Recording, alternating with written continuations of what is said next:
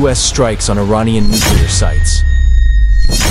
I'm not in a position to reveal what we are going to do in response to what Americans did last night. A major escalation?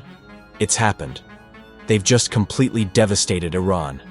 The Americans have reportedly bombed sites in Iran using B-2 and B-52 bombers. It's unprecedented. It's incredible. No one saw it coming. But it's done. U.S. President Donald Trump just announced on his Truth social media platform that American forces conducted highly successful strikes on Iranian nuclear facilities. The Americans left Iranian airspace without difficulty or loss. So, on this June 22, 2025, American B-2 Spirit stealth bombers reportedly struck 3 nuclear sites: Fordow, Natanz, and Esfahan.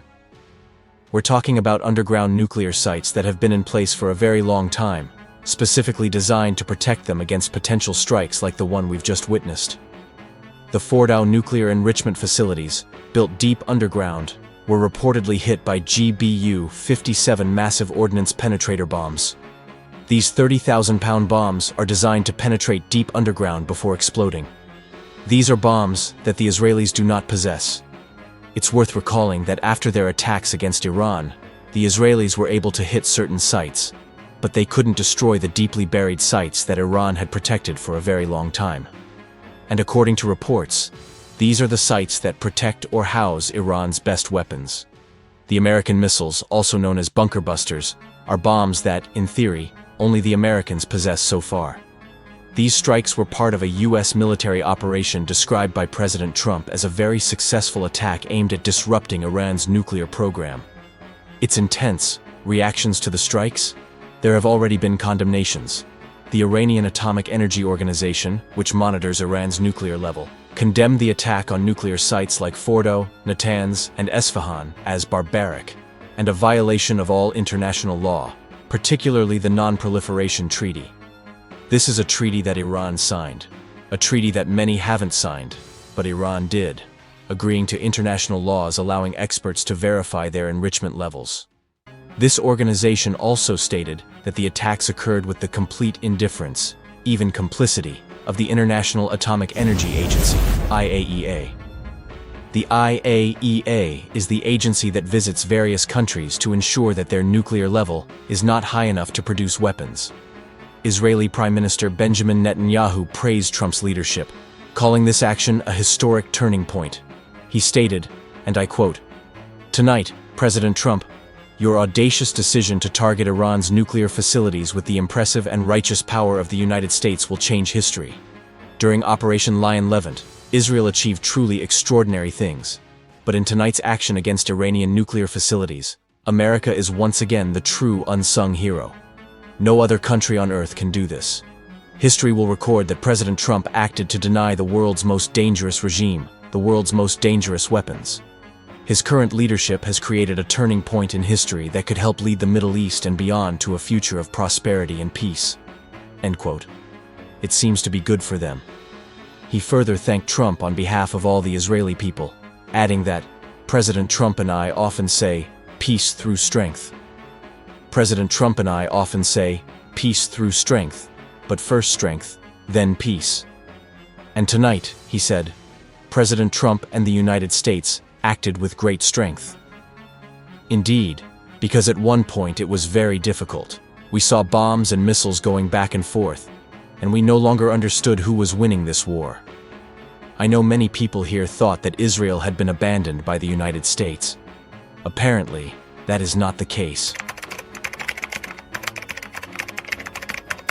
Various Iranian officials have warned that the involvement of the United States of America in this already complex situation carries a major risk. They had openly promised that if the United States got directly involved, Iran would strike American sites in the sub-region. It was no secret. Iranian authorities had previously stated that in a regional war, American bases in neighboring countries such as Qatar and Saudi Arabia would be direct targets for Iran. Will they carry out these actions? Well, I'm going to Moscow this afternoon, and I have a meeting with President Putin tomorrow morning. Russia is a friend of Iran, and we enjoy a strategic partnership. Iran could attack U.S. bases and interests in the Gulf, while Iraqi groups allied with Iran could also become part of the war. It should be noted that Iraq has gone through a very difficult period since 2003, with the previous attack by the United States of America, when Iraq was accused of possessing weapons of mass destruction, which later turned out to be completely false. Iranian television reacted by stating that there was no nuclear radiation leak. They claimed that the enriched uranium had been removed from the facilities before the strikes. So, the uranium that the Americans targeted for destruction had been removed from these sites. In other words, they are saying that your strikes were useless because what you were looking for there was no longer there. Are they telling the truth or not? What's next? What will happen now? Will Russia react militarily? Will China react militarily? Will North Korea or Pakistan react militarily? Because they have all spoken with force and fervor. I remind you that President Putin directly accused this American desire to bomb Iran, advising against it, saying that it would trigger something much larger. Will he react? Remember, Mr. Putin has been very gentle with Ukraine, so far as high-capability weapons are concerned. We all know that Russia has not signed a mutual defense contract with Iran, unlike what it has done with North Korea and Belarus. But their relationship has deepened, and they have the same enemies.